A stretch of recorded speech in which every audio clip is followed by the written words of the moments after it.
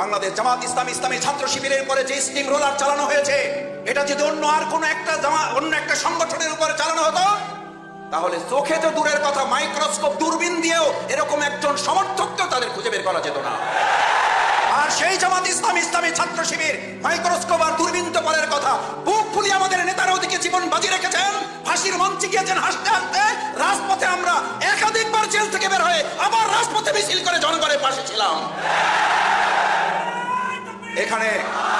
এখানে তোমরা যারা আছো, একাধিকবার জেলে গিয়েছে, এমন আছো জেলখানায় যাওয়ার পরে তারপর সাথী হয়েছে।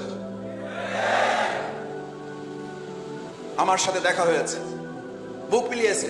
মাসুদ ভাই, আগে টুকটাক দুর্বল ছিলাম, শেখ হাসিনার প্রতি কৃতজ্ঞ। এই মহিলাটা জেলখানায় ঢুকানোর পর আমার মধ্যে যে বারুদ তৈরি হয়েছে, আমার মনে হয় বের হয়ে যে সাথী হবো একসাথে, নাকি সাথী না হয়ে সদস্য হয়ে যাবে।